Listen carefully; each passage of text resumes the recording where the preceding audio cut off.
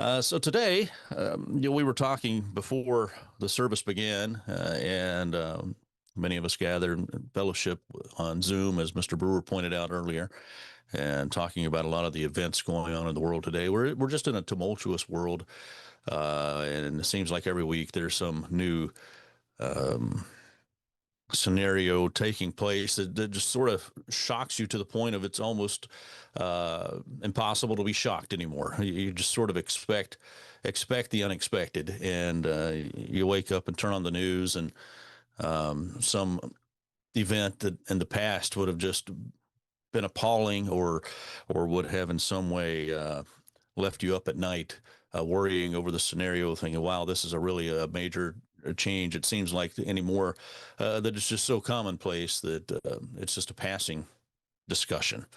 And here we are in a time which is difficult, where we really need to understand what God's part in all of this is, and what man's part is. One thing that I've noticed over the years is that whenever disconcerting things happen, whenever some tragedy strikes, whenever some war happens, people die or are killed, or people who don't know God tend to immediately blame God. And it's a complete misunderstanding. And people really need to understand who's at the helm of those things, who's responsible. And we'll get into that a little bit today, and see and try to understand some of what's happening around us in the world today, and why it happens, and see a contrast. And I'll just give you a spoiler right from the beginning. It's not God's fault. Uh, we can go ahead and clear that part up.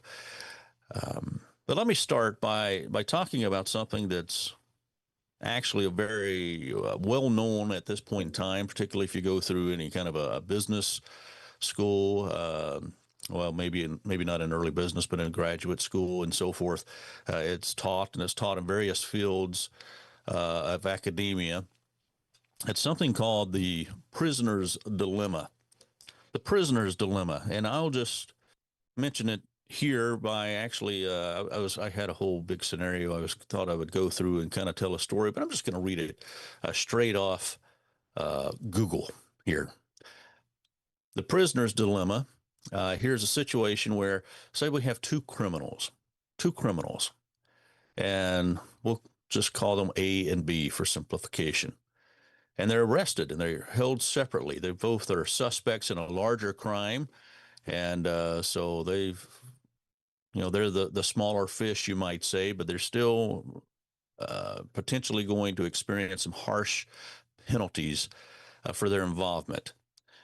So they're both arrested separately, and they're brought in, and they're interrogated individually. Now, they know the other person was arrested, and they're giving a deal, right? So I'm going to give you a deal, and for a lighter sentence, if you will confess. All right. And as the person's telling you this, they open the door and you see someone walk into the other room where the other suspect is, and you hear, "Hey, I'm going to give you a deal," just before the door closes, right? So you know the other person, they're talking to this other person as well. Now, here's the dilemma. If both of the prisoners stay silent, now they haven't been convicted of anything yet. They've been picked up, right? But they're being interrogated. And if both stay silent, they will each receive a relatively small sentence, about 1 year, right? There's enough to convict them, but if they stay silent and they say nothing at all, well, they'll both receive a very small sentence, about a year. But if one of those individuals confesses and the other stays silent, well, then that confessor gets to go free. That's part of the deal. Hey, if you give us dirt on the other guy, then we can make a deal for you and you can go free. And the one who remains silent then will receive a much harsher sentence. This person will have a 3-year sentence now, because evidence was turned on him. And so he's going to pull out the full weight. So if neither person says anything, you both get 1 year. If one person says something, they go free, but the person who remains silent gets 3 years. But now, if they both confess, then they'll each receive a moderate sentence of about 2 years. So here's the dilemma. What do you do, right? What do you do? Well, here's the dilemma. I think you could probably already imagine it in your mind if you were in this situation, and hopefully you'll never be. We're here because we're trying to change our lives, and we hope to never be in that kind of situation. But imagine if you were sitting there and you heard across the room the door close, and you heard, well, they're about to get perhaps the same deal I'm going to get if I turn evidence. If I'm the first one to speak up, I can go free, and the other person gets a longer sentence. Or if I stay silent, then I'm I would get off okay. But if I confess, then I'm going to still do harder time. It's a difficult situation. Why? Because you don't know what's being said in the other room. You don't know what the other person is saying. You don't know them well enough. You don't know what character they have. You're uncertain. There's uncertainty there. And this creates a dilemma. What do I do? Because you're looking out for what? You're looking out for your own best interest. And herein comes the problem. And typically, um, you would come out better. Both prisoners would come out better just to remain silent, right? They're both going to do 1 year sentence. There's going to be a penalty. You've done a crime, but you are going to come out better off just by remaining silent. But you didn't make this plan out. You didn't know this going in. You didn't coordinate. You don't know the other person well enough to know what they're going to do. So, what more often will happen, in fact, what almost always happens, is that both individuals will end up with a worse scenario because of that uncertainty and the judgments they're trying to make. How do I come out of this the best case? And I have to plan for what the other person might do. And almost always you will think the other person is going to do the worst, and it's going to have the most impact on you. They're going to turn evidence on me, and I'm going to get 3 years. Well, I can't do that. I can't accept that. I can't get the 3 years. Um, so generally what will happen is everyone comes out with a suboptimal outcome. Or if you just remain silent in this scenario, you would get 1 year. More often than not, the confessions are going to take place on both sides. Both sides are going to try to turn evidence, and both sides are going to end up with at least 2 years, if not 3 years. This is the what's popularly known as the prisoner's dilemma. It's a part of game theory. There was a movie made about game theory and how it came about, of course, a number of years ago, called A Beautiful Mind. But it's something that is studied in schools. I went through an MBA program, and in the case we talked about it in concept of airline industry. If you're an existing airline and a startup airline comes along, what do you do, right? If that Do you start slashing prices to compete because this is a new budget? You're a legacy carrier, and this is a new budget carrier, and they're going to have low prices. And if you try to compete with them, you're going to lose money. But if you continue to do so, you might lose business. So what are you going to do with the uncertainty? You don't know what the other airline's going to do. Well, there's a scenario where you both can be profitable in the market, but that scenario almost always uh, is the one that is not employed. In fact, our group going through this exercise did not employ that. We were the legacy carrier, and chose to bleed money to try to compete, and it failed miserably. But it illustrated well the point of the prisoner's dilemma and game theory. Now, Life is much like this. It's a game. Here we are at the time of this message. We just heard a couple of days ago Israel has attacked Iran and Iran is attacking back. And the reason given for the attack on Iran by Israel was it's a preemptive strike because this is what we think Iran will do, right? This classic prisoner's dilemma from game theory. We expect Iran will do the worst if they get the atomic bomb. Now, you don't know that they will. There's no way you can know that. That comes from a projection. It comes from you thinking what they might do, which oftentimes those projections come from your own heart. It's saying, this is what I would do. And therein lies the problem. Your own heart's not in the right place. So you're expecting someone else to do the worst because you would do the worst in that situation. So both are at fault. And therefore, neither can have peace. Putting it in the context of international geopolitics, using Iran and Israel as an example,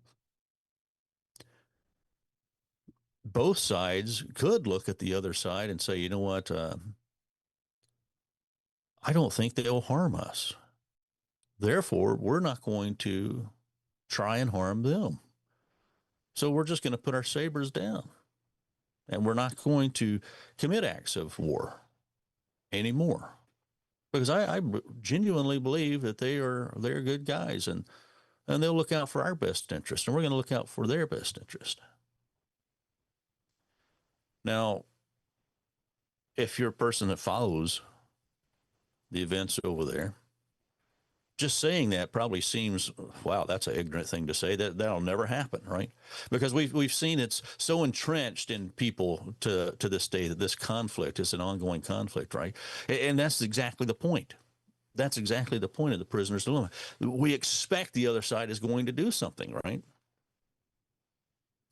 That'll never happen. I mean, you put your sabers down, you put down your weapons, you don't defend yourself, boy, they're going to attack you, they're going to overrun you, and you're going to cease to be a nation.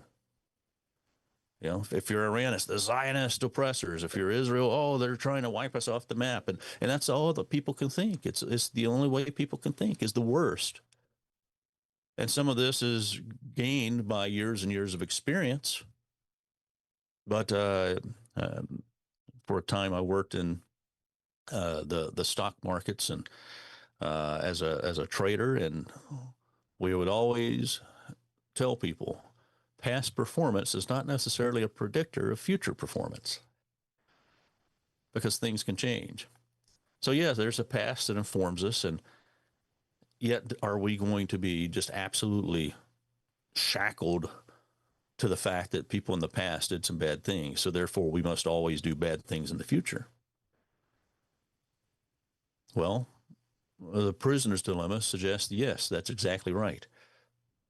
But God tells us something different. He gives us a different way to look at things, a different way to think about things.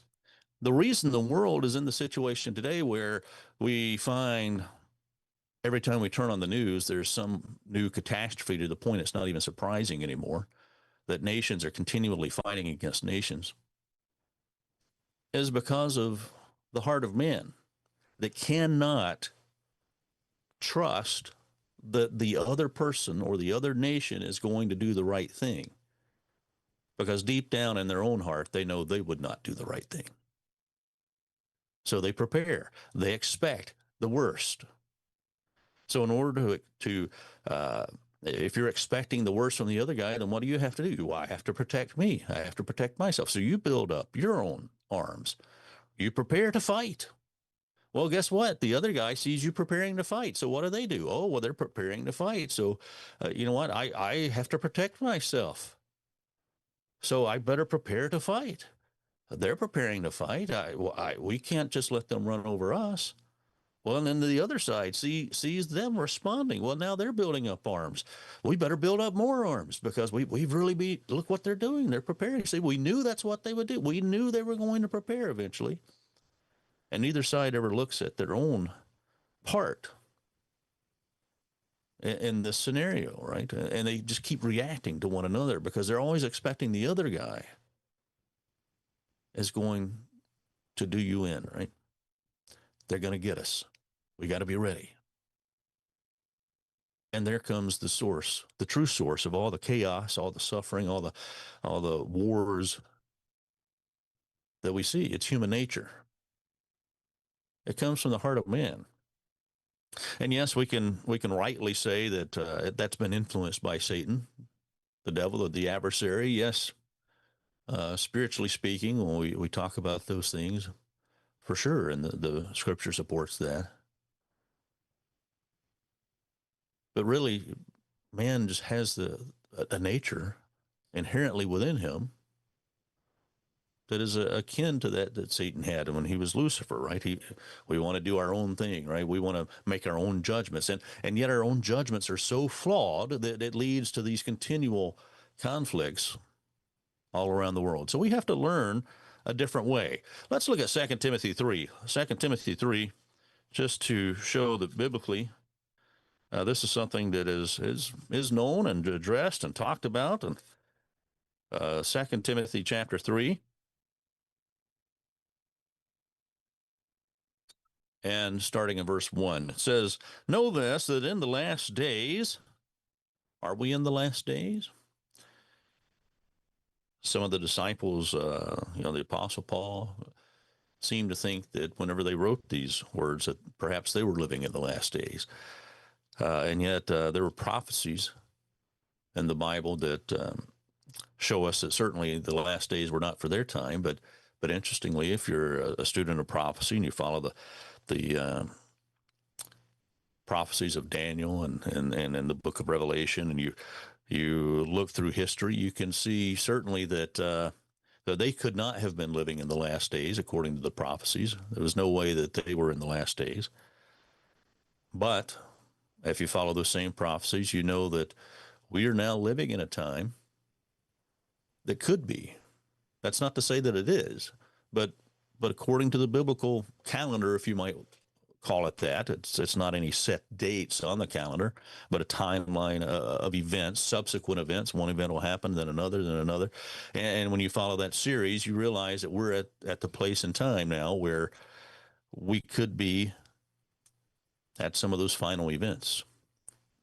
And so it could be. We don't know that we're in the last days, but it's possible. So know this, that in the last days perilous times will come. For men will be lovers of themselves. I mean, who's a lover of themselves, right, in the world today? Do we see that anywhere? Lovers of money? No one loves money. Boasters? I mean, you go on social media. Have you ever seen a boaster, or in politics in the world today? Proud? Blasphemers? Disobedient to parents? Unthankful? Unholy? Unloving? Unforgiving? And we were just talking about this scenario with Israel and Iran. And do you see anyone unloving or unforgiving there? Surely not, right? And of course, I jest. I'm using a little bit of sarcasm here, and maybe I shouldn't do that. But I think that we all know that these are signs that we see around us each and every day. We see these traits, these characteristics in people and humanity and society. And for those of us who've been around a little bit, who've been around a few decades, we certainly know that it's much more prevalent in the world today than it was in the past. It just is. It's much in your face today. People are slanderers. I mean, you turn on the media, you think anyone's slandering others? Of course it is. Of course they are. Without self-control, brutal, despisers of good, traitors, headstrong, haughty, lovers of pleasure rather than lovers of God. So here we see signs that are indicative of the end of the age. It talks about the heart of man. It shows where we are, right? And it shows a type of character that will exist in man, which places us squarely inopportune outcomes of the prisoner's dilemma. If we have these types of traits in our life, if we're lovers of ourselves, that's where it starts here. For the last days, men will be lovers of themselves. We're always going to suffer the inopportune outcomes of the prisoner's dilemma, because that's what's at the core of that is I don't know what the other guy is going to do, but I'm going to look out for me, for my best interest. Looking out for number one. So because I don't know what the other guy is going to do, I'm going to have to plan for him to do the worst so that I can make sure I come out as well off as I possibly can. There's the heart of it. Men are lovers of themselves. Therefore, we find ourselves continuously trapped, and we find ourselves in these terrible outcomes that produce destruction, heartache, because they will lead eventually to a place of conflict. You know, when we think the other guy is going to do us in, and we continuously prepare for that, well, eventually one side or the other is going to break, and we're going to have a disaster. Let's look at Romans 1, because you live your life in suspicion continuously, right? Always trying to protect yourself, always thinking the other guy is going to get you. Well, eventually, that produces the outcome you're fearing in the first. It creates that outcome. Romans chapter 1 and verse 18. For the wrath of God is revealed from heaven against all ungodliness and unrighteousness of men who suppress the truth in unrighteousness, because what may be known of God is manifest in them, for God has shown it to them. For since the creation of the world, his invisible attributes are clearly seen, being understood by the things that are made, even his eternal power and Godhead, so that they're without excuse. We're without excuse to know that there's a God, and that he has a plan for mankind, but man wants to do his own thing. They just do. Verse 21, because although they knew God, people know there's a God. Even those who try to say that there isn't, deep down they know. Because although they knew God, they did not glorify him as God. They wanted it to be so that there's no one to tell me what I have to do, right? I can just choose for myself, because they haven't considered all the outcomes. Well, yeah, you can choose for yourself. When they say, I want to choose for myself, what they're meaning is I want to be able to do things that God tells me I shouldn't do. But they haven't considered the infinite outcomes that God has. They don't see where, yeah, if you choose to do the things God has told you not to do, guess what? It's going to end badly. That's why God asked you not to do them in the first place, because he doesn't want things to end badly for you. But though they knew God, they did not glorify him as God. That's a choice. Nor were thankful, but became futile in their thoughts and became trapped in the prisoner's dilemma. And their foolish hearts were darkened. So what happens when we are constantly casting suspicion on the other person and always looking out for ourselves? Your heart becomes darkened. Professing to be wise, they became fools, and they changed the glory of the incorruptible God into an image made like corruptible man, and birds and four-footed animals and creeping things. Therefore, God gave them up to uncleanliness in the lust of their hearts, to dishonor their bodies among themselves, who exchanged the truth of God for the lie, and worshiped and served the creature rather than the Creator, who is blessed forever. For this reason, God gave them to vile passions, for even the women exchanged their natural use of what's against nature. And likewise, the men, leaving the natural use of the woman, turned in their lust for one another. Men with men, committing what is shameful, receiving in themselves a penalty of the error which was due. And even as they did not like to retain God in their knowledge, God gave them over to a debased mind to do those things which are not fitting. God gave them over. He didn't cause them to. He allowed it. God said, okay, this is what you want to do. Then do it. I'm not going to stop you. And you'll have to learn the hard way. You'll have to learn what if I say affectionately, it's not really affectionately called this, but what is sometimes referred to as the school of hard knocks. You're going to have to go through the school of hard knocks, and you're going to have to learn your lessons. God has tried to teach us. He's offered us a better way. But because we choose to remain in the thinking, in the mindset of the prisoner's dilemma of looking out for number one all the time, and then God's going to allow us to suffer the consequences of such thinking. There are natural consequences to it, of this debased mind that we have. Let's look at Romans 8. Romans chapter 8 and verse 5. Here's the center of the prisoner's dilemma, the crux of the matter. For those who live according to the flesh set their minds on the things of the flesh. For those who live according to the Spirit, the things of the Spirit. For to be carnally minded is death. Be always focused on the self, on the flesh, what's in the best interest of this flesh that I'm in. It results in death. We're not going to sustain this flesh. No matter what we do, we're not going to sustain this body. It's going to go away. It's going to disappear. We can go out and fight and fight and fight and fight for what's we feel like is in the best interest of the flesh. And at the end of the day, this flesh is still going to decay. And all we've done is created a life in the process that really wasn't worth living. It's just full of chaos and constant strife.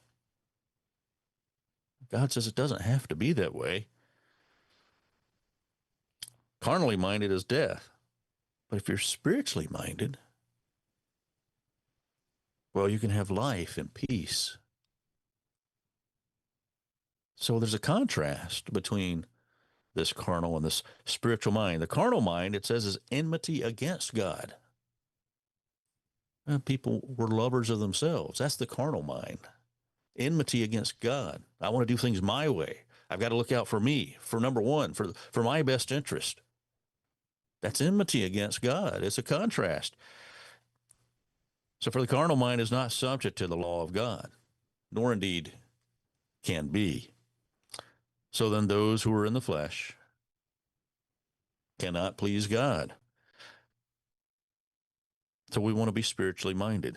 We want to live in the Spirit. So then what does that mean? What is God telling us? If we're not to be looking out constantly for the fleshly things, well, we have to stop looking out for what we perceive to be our own best interest in the flesh.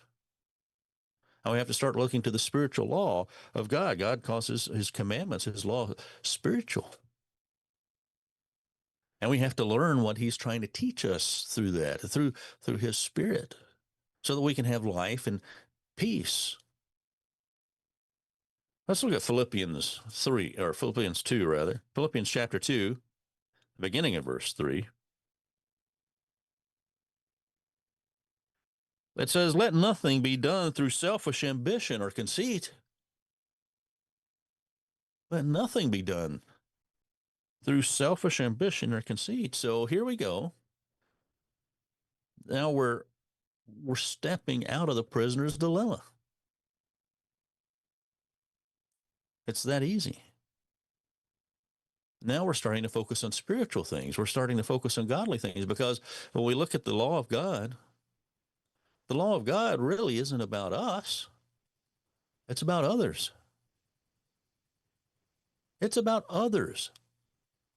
Have you ever thought about that? People all the time think, well, people want God's law to be done away with so bad because they think it's so oppressive to them. I mean, that's a fundamental misunderstanding of what God's law is, because God's law really has very little to do with you. It has to do with everyone around you. God's law is a social law. When it says, thou shalt not murder, did God give us that law because he thought we were going to all walk around and hanging ourselves? No, he doesn't want us to kill the people around us. He wants us to step out of the prisoner's dilemma and think about the interest of others. That's what God's law is. It's about interacting with others. It's about learning how to become selfless and to consider the people around you. When he says, thou shalt not steal, did he think we were going to take it to hide things from ourselves? No, God's law wasn't designed with the individual in mind. That's where the prisoner's dilemma is. God's law was designed to teach the individual to consider others, to be a good citizen in God's kingdom. When he said, hey, you shouldn't commit adultery, that's thinking about others. You realize you can't commit adultery with your own spouse if you're against yourself in this way, right? It's adultery is something that you go out and you commit because you've violated someone else and you violated their covenant. God's law is about others. His spiritual mindset is about learning to think outside of the self so that we can step out of the prisoner's dilemma, so that we don't have to suffer a suboptimal outcome.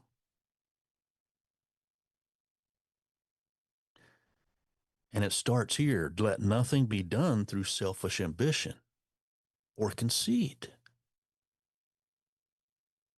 In lowliness of mind, let each esteem others better than himself.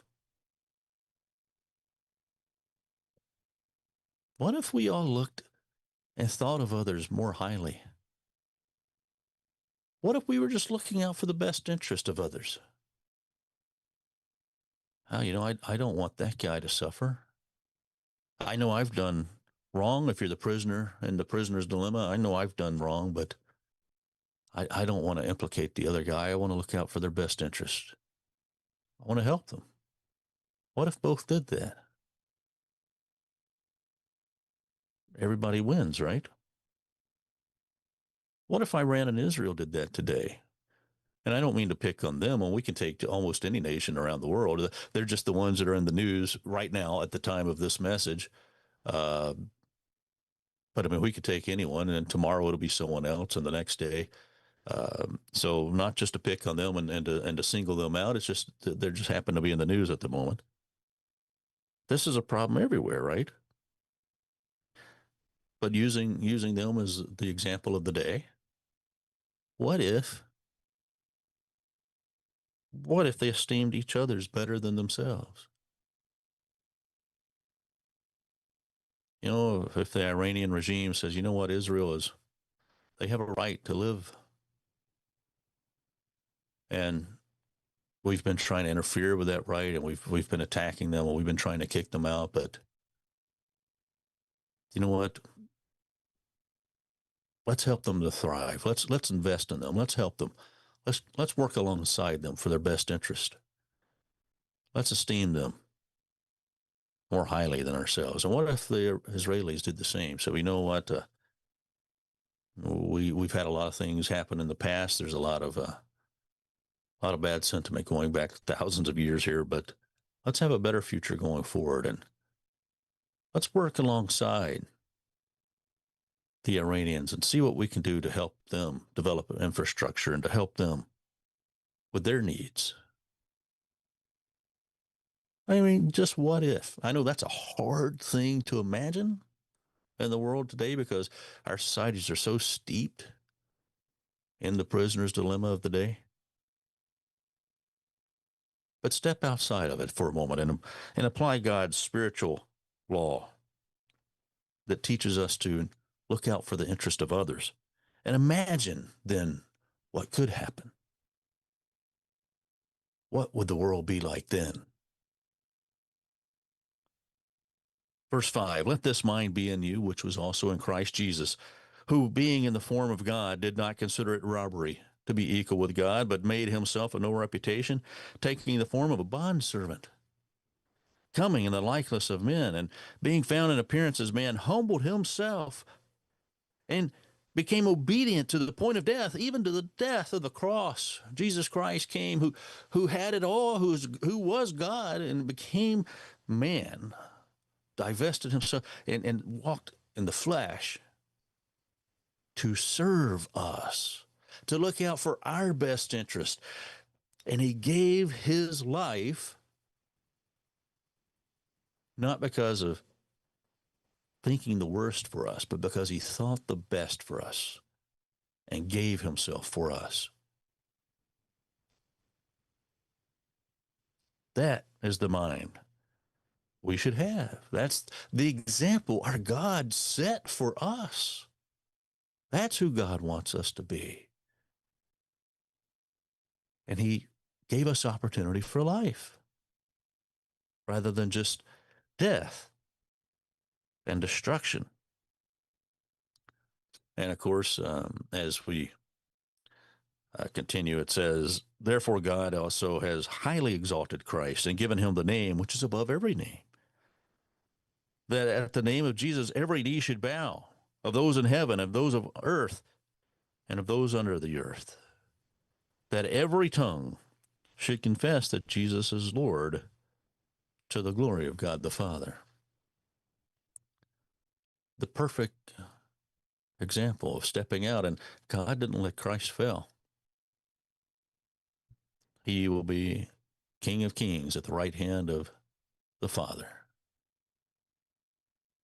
Let's look at Malachi 3, just getting into something sometimes we talk about churchy things, right?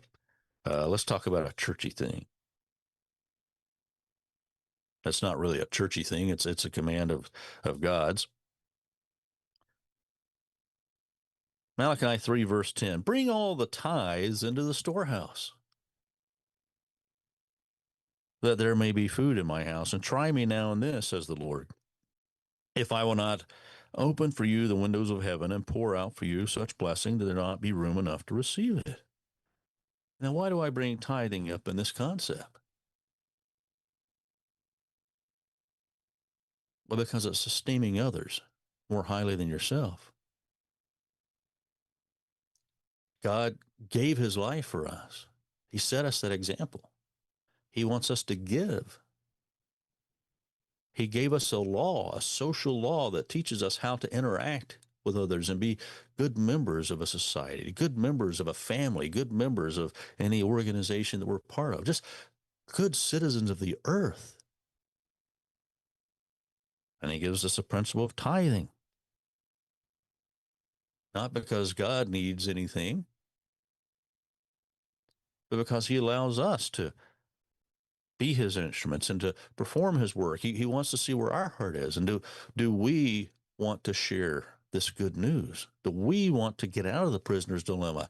And do we want to do what's in the best interest of others? And he says, then tithe and support that and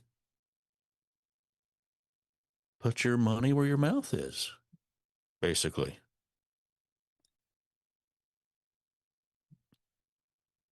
Tithing is a very difficult thing for many people to do, especially in the world where many people struggle financially. Our societies are set up in such a way anymore where you're financially um, you really have to kind of take care of yourself. A lot of societies now, where formerly we had neighbors who helped out each other, but many societies have gotten away from that.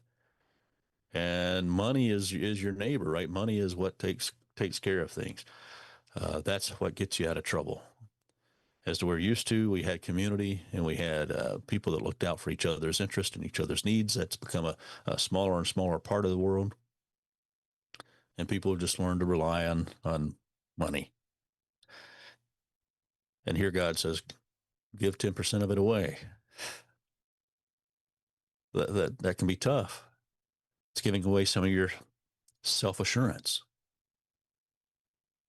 And it's stepping outside the prisoner's dilemma. It's looking out for the interest of others, giving. And think if the world did know, and one day the world will know God's truth in this way of life, if they really grasped and understood the concept of esteeming others more highly than the self, what kind of world could we live in? But until God's kingdom comes, and until it's established here on the earth, it's up to you and I to carry out this commission of preaching the gospel as a witness. He's given us the job to do.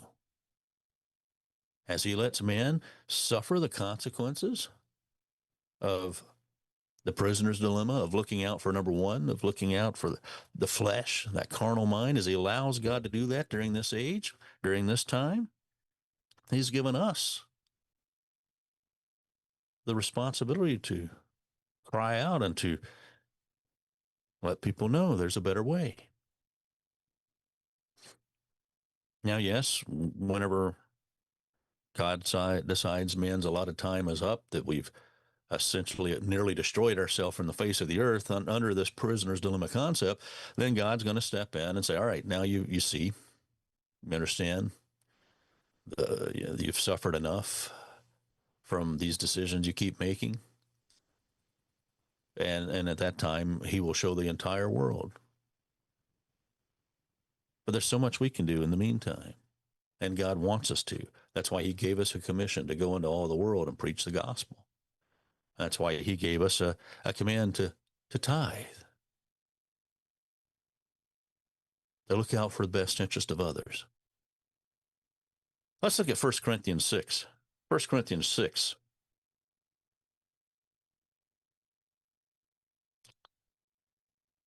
Excuse me.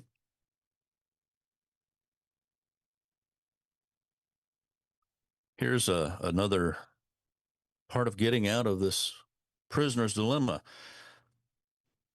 1 Corinthians chapter 6, verse 1. It says, dare any of you, having a matter against another, go to law before the unrighteous and not before the saints? Now, in this situation, he's talking to the church, essentially, um, in the modern context, but he's talking about his people. And he says, why in the world would you go before the magistrates of this world who don't understand God's law and try to settle a dispute, right? Basically, going to court to try to settle a dispute with another member of the church. Why wouldn't you bring that to someone in the church who can rightly divide and discern God's law and give a more just and reasonable determination? So that's the context here. But drop down to verse 4. He says, if you then have judgments concerning things pertaining to this life, do you appoint those least esteemed by the church to judge? I say this to your shame. Is it so that there's not a wise man among you, not even one who will be able to judge between his brethren? But brother goes to law against brother, and that before unbelievers? Now, therefore, it's already an utter failure for you that you go to law against one another. Here we are back in the prisoner's dilemma. It's an utter failure that you're doing this. You're going to law against one another because why, right? Why are you going to law against one another? Because we're looking out for our best interest. Looking out for me, for number one. I feel I've been wronged. And this guy or this girl or whatever it is, this person has done me wrong and I'm going to get what's mine. I can see all the badness in this person, right? And I'm going to stop them. We're going to court. We placed ourselves into the prisoner's dilemma. Be prepared for suboptimal outcome. So it's already an utter failure, it says verse 7, that you go to law against one another. Why do you not rather accept wrong? What? I mean, can we say that in our society today? Why don't you just accept wrong? That's such a foreign concept to so many of us. Accept wrong? What? No, I've got to get what's mine. You see, that's the idea that has permeated mankind for so long that it's hard to even think otherwise. We're stuck in the prisoner's dilemma. We're stuck in carnal thinking. But God gives us an alternative. He says, no, you can get out of that. Hey, it's easy. Just esteem others more highly than yourself, which means sometimes you just accept wrong. Yeah. Hey, yeah, I was wronged. They did this or they did that, and they benefited and I didn't. Well, good. I'm glad they benefited. They probably needed it, right? We'll look out for their interest. Yeah, I was doing okay. I'm doing all right, and yeah, they took a little bit of advantage of me there, but I'm glad they were able to get what they needed out of that situation. I'm going to look out for their best interest. Now, if they're just doing something blatantly outright sinful, that's a different type of story. But most of the time, that's not the situations we run into. Most of the time, we're just looking and thinking of evil intentions of others that don't really exist, other than the same evil intentions that we have. Most people are just trying to get by, just trying to make a living. They're not trying to do us harm. Sometimes they do harm to us in trying to carry out looking out for their own best interest.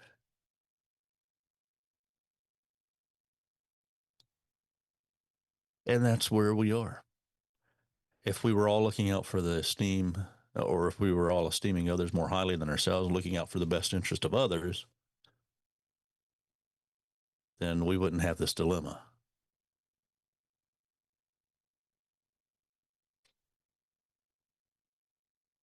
And we could win the game. This is the prisoner's dilemma is part of game theory, right? We're playing a game of life here, and we could win the game. But we've got to get out of that dilemma first. Why not accept wrong? Why do you not rather let yourselves be cheated? No, you yourselves do wrong and cheat, and you do these things to your brethren. An indictment. You're cheating others, but you don't want to be cheated? Learn how to get along with others, you say. Learn how to be selfless. Stop looking out always just for your own best interest and look out for the interest of others. These are somewhat difficult things to think about and to apply in our lives. But it's because we're so under sin, under our carnal interest. We're so far away from the mind of God and doing the things that God wants us to do, of living in the Spirit, that it makes these things seem like they're just strange concepts almost. And yet, these are the concepts that are the key to life and peace, to success and happiness, to living in a world that is utopian. That's how we get there. Let's look at Luke chapter 6. Luke chapter 6.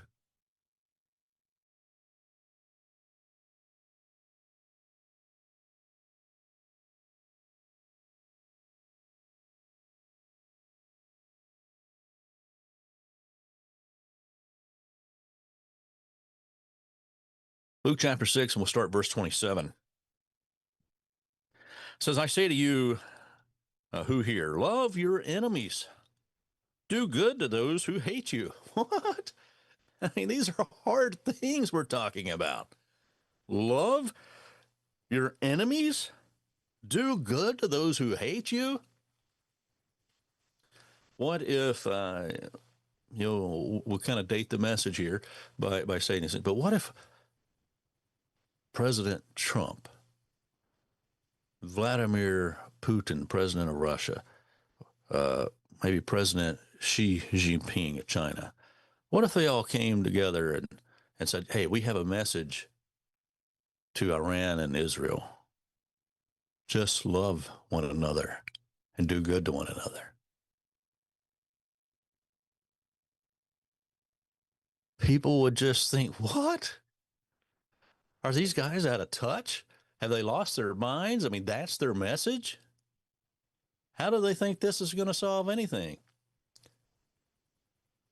Rather than that's how deeply, you know, that's what the response would be. That's how deeply entrenched we are in this mindset of the prisoner's dilemma. It's almost impossible. Well, it is. It's impossible to get out of it without God's help, without the Spirit of God flowing through us, without exercising His law. We will never get out of it. We will always be entrenched. Our mindset is just constantly thinking in that way. And yet God says, hey, here's how you get out of it. Here's how you get out of that trap. Here's how you win the game.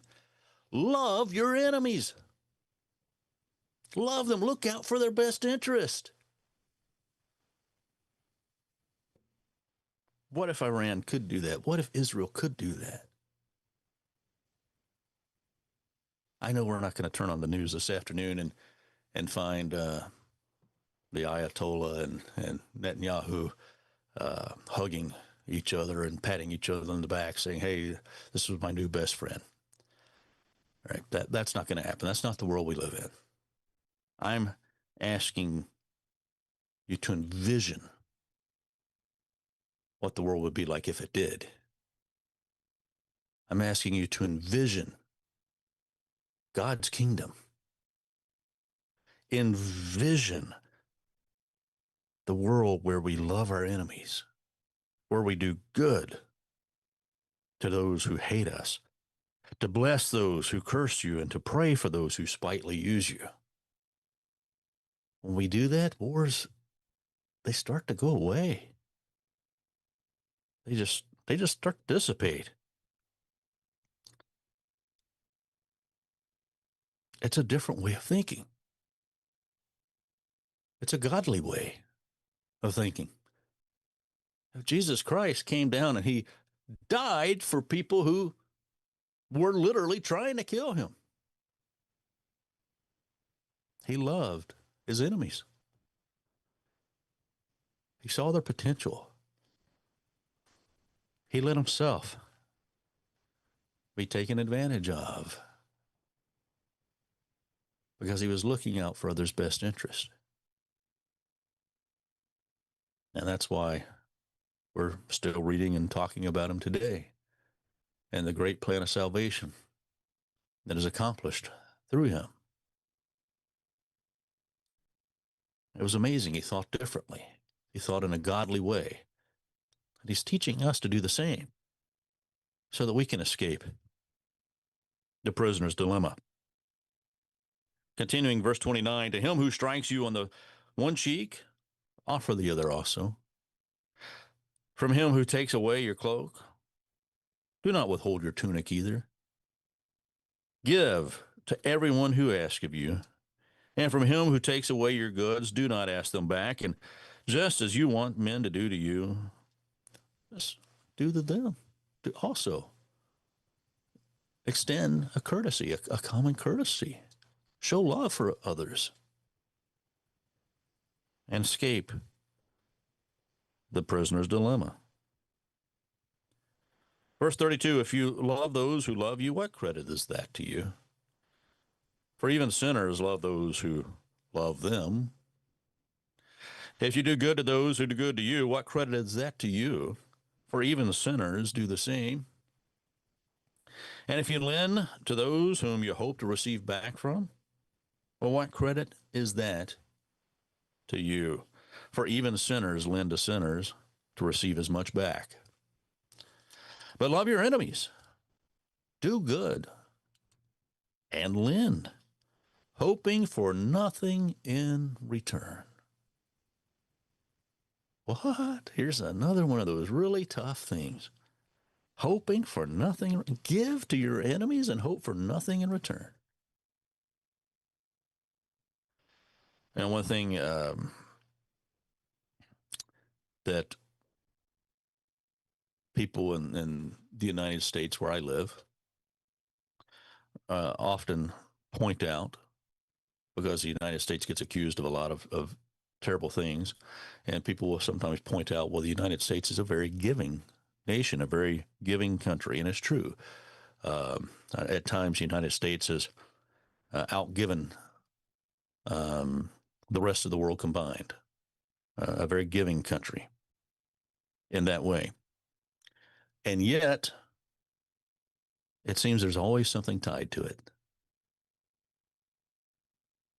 And that's what really frustrates people. Yeah, we'll give. We're going to give. We're going to aid. We're going to help you. But there's strings attached. And we're back in the prisoner's dilemma. And then we have bad outcomes, right? In verse 35, Christ says, love your enemies, do good, and lend, hoping for nothing in return. Well, that's a different way of thinking. Esteeming others more highly than yourself. Hey, they have a need, let's help them. Well, what do you want in return? Nothing. I want to help you. That's what I get in return. I'm helping you. But what can we do for you? Nothing. I'm helping you.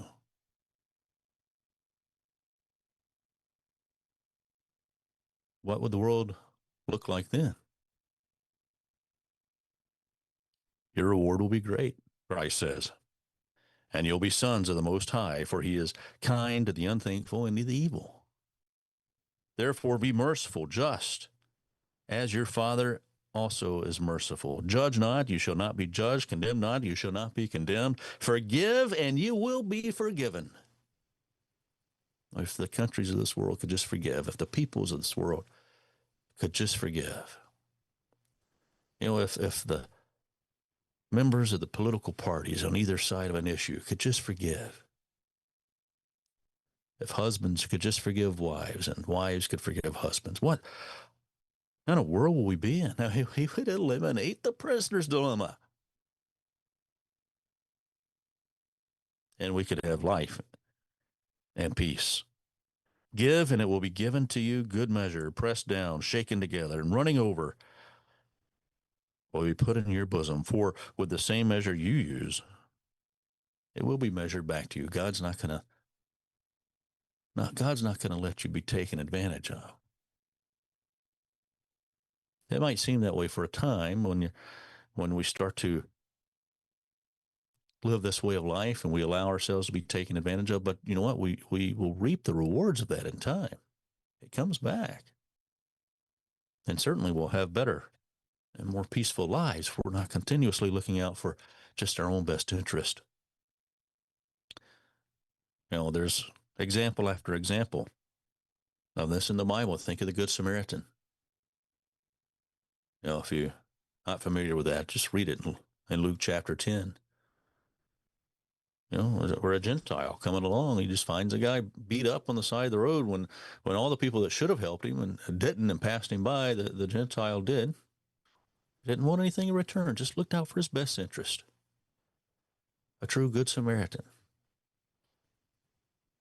And Christ said, hey, this was the one, this was the neighbor, this was the guy who was escaping the prisoner's dilemma. And we're told in the Bible to invite those who cannot repay. Look out for the interest of others. Look at Matthew chapter 25. Matthew 25.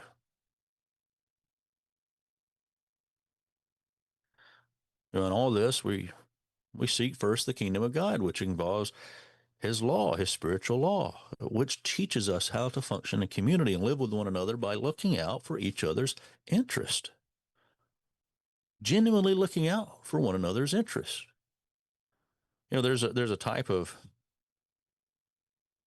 big brother approach where we're trying to dictate to others what to do, thinking, well, we're looking out for their best interest. That's not what this is talking about. This is genuinely looking out for one another's, esteeming them more highly than yourself. And that's a different thing, right? Matthew chapter 25, verse 31. When the Son of Man comes in his glory and all his holy angels with him, then he will sit on the throne of his glory, and all nations will be gathered before him. And he'll separate them one from another as a shepherd divides his sheep from the goats. And he'll set the sheep on his right hand, but the goats on the left. And the king will say to those on his right hand, come, you blessed of my Father, inherit the kingdom prepared for you from the foundation of the world. For I was hungry, and you gave me food. I was thirsty, you gave me drink. I was stranger, and you took me in. I was naked, and you clothed me. I was sick, and you visited me. I was in prison, and you came to me. These were people who were giving. Notice there's nothing saying they asked for anything in return. They esteemed him highly. And the righteous will answer and say, well, when do we do all these things for you? And verse 40, the king will answer and say to them, assuredly I say, inasmuch as you did it to one of the least of these, my brethren, you did it to me. You learned to think spiritually.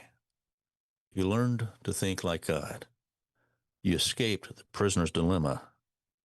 And now you've been separated and you've been placed at the right hand of God to enter his kingdom. And you've won the game.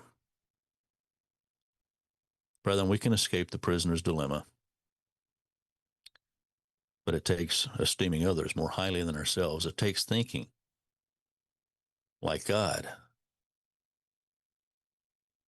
And we learn to esteem others more highly than ourselves, to love our enemies, to do good to those who spitefully use us. And we can get to that point. We escape the prisoner's dilemma once and for all. And we win the game. And we will be in God's kingdom where he will say, well done, my good and faithful servant. Because we were a neighbor to God. Because we were a neighbor to his people. So, brethren, as we go through life, we have the tools. We've been equipped by God so that we can play to win.